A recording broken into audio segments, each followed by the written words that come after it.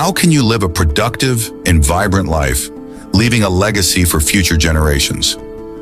Today, the name of Michael Faraday is known to all school children from physics textbooks. He is considered the greatest experimental scientist of all time, and the world of modern electricity begins with his inventions and experiments in the laboratory. His life is a great example of the life of a Christian scientist. The childhood of Michael, who later became a brilliant scientist, began modestly.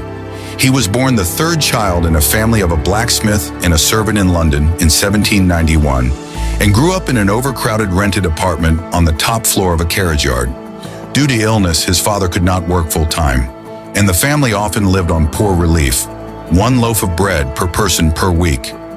Despite the difficulties, the Faraday family was happy because they were Christians.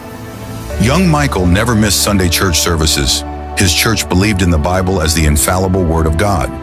Here, Faraday began to learn the faith that would influence his entire life and later become the scientist's most valuable treasure. Young Michael had to work from the age of 13, delivering books and newspapers. During this work, he decided to become a bookbinder and bookseller, being employed in a bookshop. Here, thanks to his inquisitive mind, he not only bound books, but also began to read them by the dozens. He was especially fascinated by an article on electricity.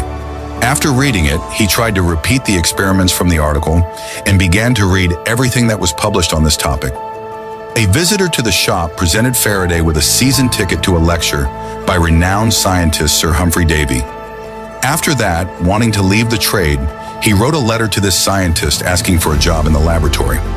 He was soon invited to an interview and received a job as a laboratory assistant, a salary, and 2 rooms in the attic.